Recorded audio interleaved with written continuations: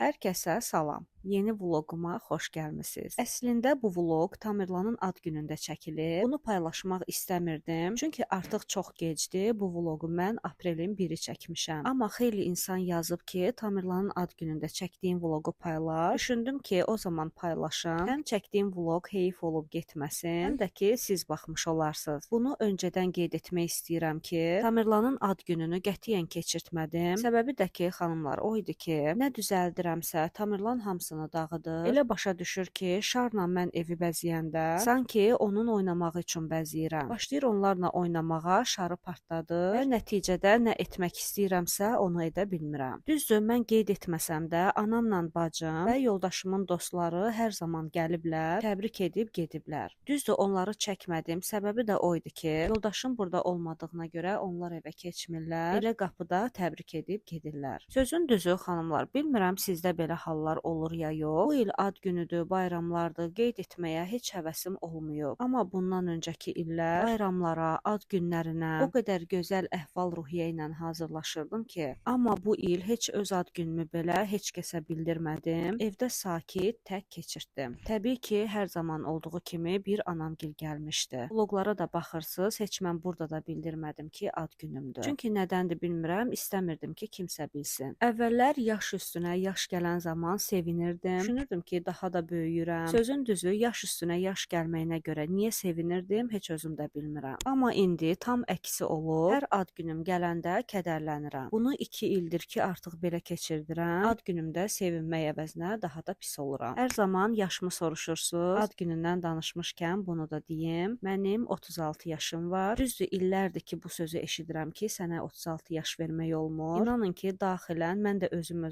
36 yaşı vermirəm. Bəlkə üzümdəki cizgilərdən kimsə 36 yaşı verə bilər. Amma mən daxilən hələ də uşaq kimiyəm. Bəzən elə hallar yaşayıram ki, düşünürəm ki, mən heç böyümədim ki, böyümədim. Nə qədər insanlar mənə həyat dərsi keçsə də, mən o dərslərdən hər zaman 2 alıram. Çünki mənə olunan pisliyi tez unuduram və ürəyim tez yumşalır. Baxmayaraq ki, mən Əqrəb bürcüyəm. Əqrəb bürcü haqqında hər zaman deyirlər ki, kindardır və onlar haqqında çox nadir insan yaxşı sözlər danışır. Amma mən özümü tanıyıram. Bilirəm ki, mən qəddar insan deyiləm və heç kimə pislik eləmirəm. Əksinə, mənə olunan pisliyə layiqli cavabı verə bilmirəm. Bunu bəndələrə görə yox, öz axirətimi düşünərək edirəm. Hətta bunu da deyim ki, əgər biri ilə söz-söhbətim olursa və mənim ürəyimi çox qırıbsa, mən özümə söz verirəm ki, bir də həmən insanla danışan deyiləm. Amma gəl gör ki, üzərindən bir müddət keçir və mən yumşalmağa başlayıram. Əvvəllər yumşalardım və barışardım, amma indi özümü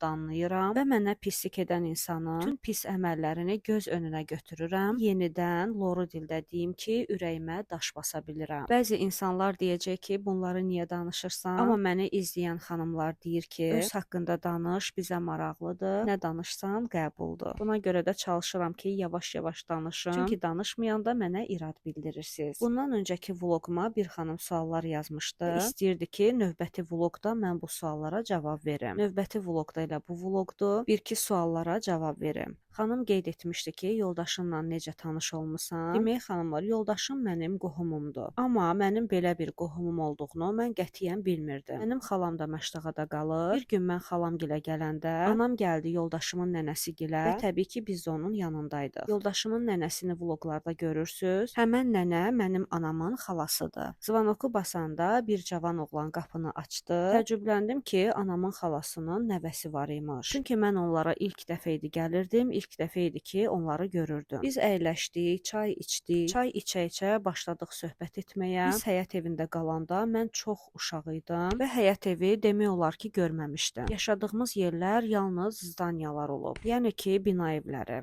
Mənə həyət çox maraqlı idi. Çıxdım ki, həyəti gəzim biraz. Nənə qəşəng ştillər əkmişdi. Mənə bunlar olduqca maraqlı idi. Çünki ilk dəfə görürdüm ki, həyətdə biber əkilir, pomidor əkilir və yoldaşım da arxamca həyətə çıxdı. Həyəti gəzə-gəzə gəzə-gəzə biraz söhbət elədik. Mən ona dedim ki, mən səni ilk dəfədir görürəm, o da mənə eynisini. Biz evə gedəndən sonra üstündən bir müddət keçdi və yoldaşım mənim nömrəmi tapmışdı, mənə zənglər edirdi. Mən də biraz naz edirdim, amma buna baxmayaraq yoldaşım mənə zəng eləməyə israrla davam edirdi. Və təbii ki, mən də özümü elə aparırdım ki, güya danışmaq istəmirəm, amma bir müddət keçəndən sonra danışdım. İlk danışmaqdan sonra başladıq hər gün danışmağa. Yoldaşımın xarakteri tam mənim istəyimə uyğun idi. Mən xoşlayıram ki, oğlan çox ciddi olsun, yersiz gülməsin, yersiz danışmasın və gələcəyə dair planları çox olsun. Ən önəmlisi ailəcanlı olsun və qarşısındakı insana hörmətlə yanaşsın. Beləliklə biz bir müddət danışdıq, hətta bu il oldu. Bir gün yoldaşım mənə dedi ki, biz artıq 2-3 ildir ki danışırıq. Sən heç bir dəfə də olsun mənə deməmsən ki, mənə elçi göndər. Mən də ona cavab verdim ki,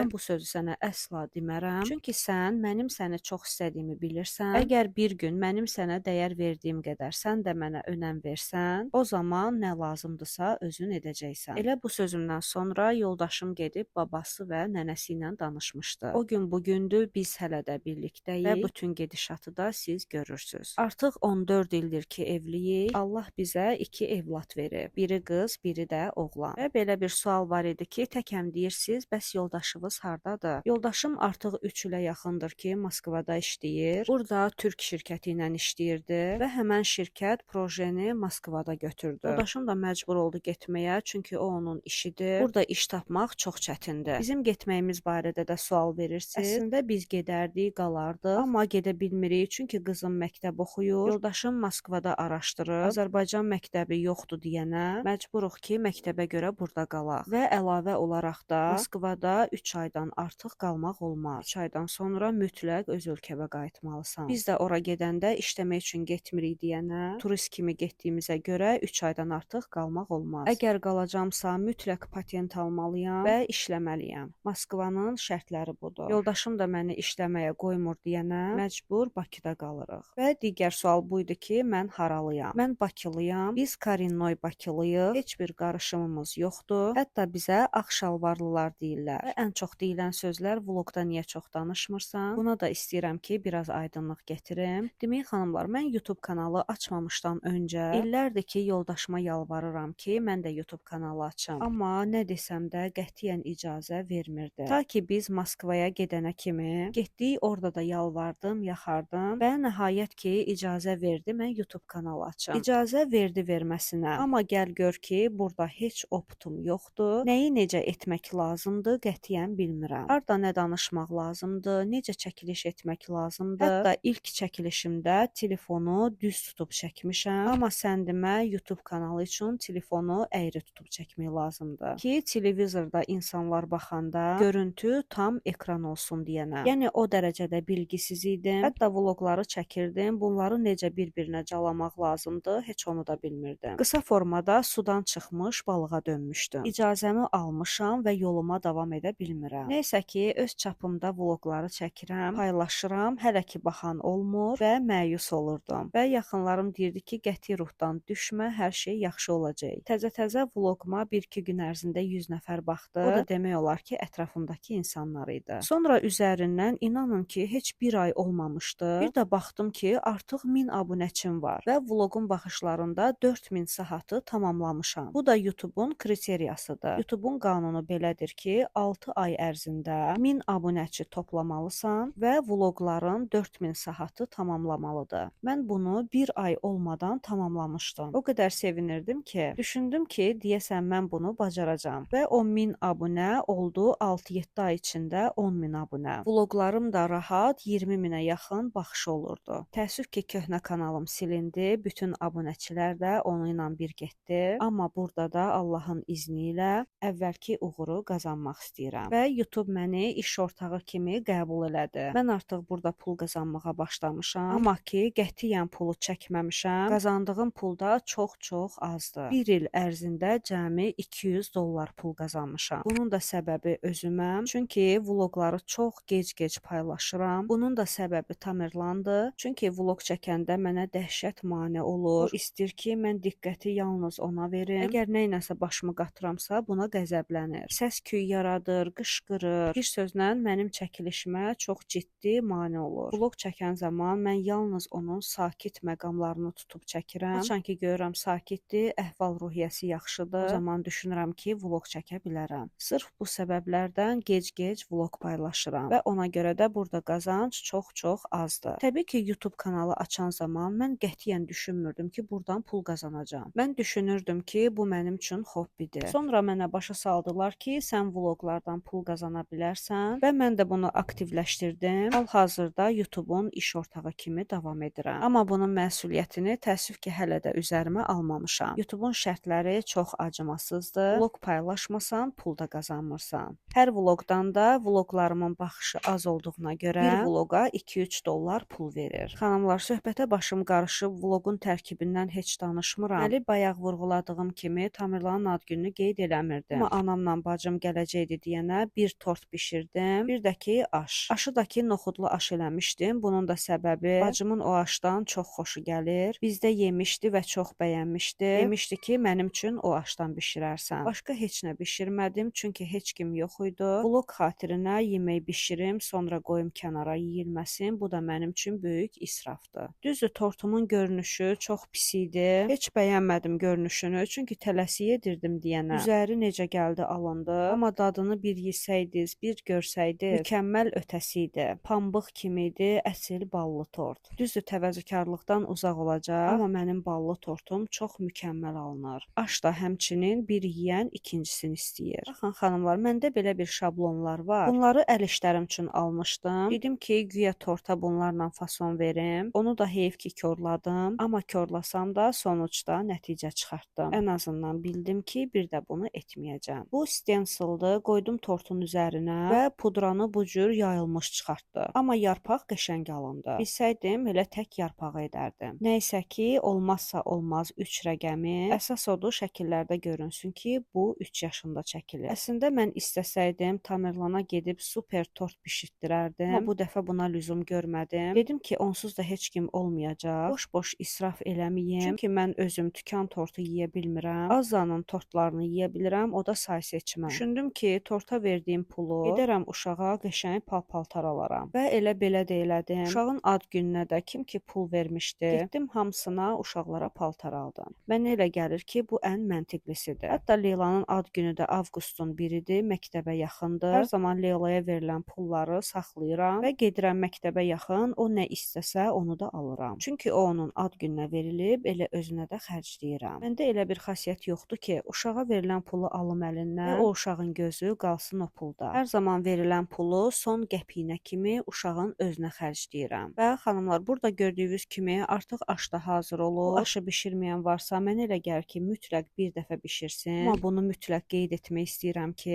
ekonomiya edib sinə ətini az qatmayın. Sinə ətini dobro qatan zaman çox-çox dadlı olur. Noxudu da bol, sinə əti də bol, yağı da bol. İnanın mənə ki, kim bu aşı yeyir, dadından doymur. Əgər sinə ətini az qatsaz, dadı yaxşı olmayacaq. Və əvvəl əlimlə didirdim. Bu dəfə blenderla elədim. Blenderla olanda çox mükəmməl oldu. Blender çox xırdalayıb deyənə hər tərəfli aşa yayıldı və sinə ətinin dadı bütün keçmişdi aşa. Hər qatına da zirinc əlavə edirəm. Bu da xüsusi tuşməzəlik verir. Bir dəfə yoxlayın, peşman olmayacaqsınız. Üzərinə də şit yağı əlavə edirəm və qoyuram dəmə.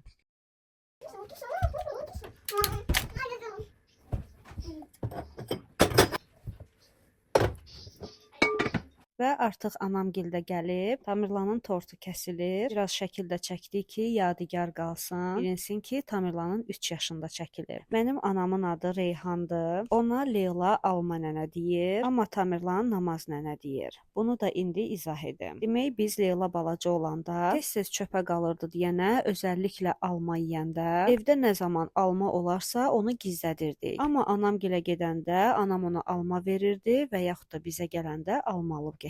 Və mən də hər zaman anama deyirdim ki, alma bu almaları, bilirsən ki, çöpə qalır. Deyirdi ki, özüm alıram, qoy uşaq yesin, vitamini olsun. Beləliklə Leyla nə vaxt alma istəsə, anamla danışırdı və ona alma deyə müraciət edirdi. Əslində Leyla alma istəyirəm demək istəyirdi, amma bilmirəm niyə anamı görəndə alma deyirdi. Yəni demək istəyirmiş ki, mənə alma ver. Elə o gün bu gündür, indiyənə kimi Leyla anama alma nənə deyir. Tamerlan da anamla birlikdə çox namaz qılıb deyənə, namaz sözü gələndə elə bilir ki, anamdan danışırıq. Deyəndə ki, nənəgilə gedirik, namaz deyir. Anamı nə Reyhan nənə kimi tanıyır, nə də Alma nənə kimi. Namaz nənə deyən kimi başa düşür ki, anam gəlir.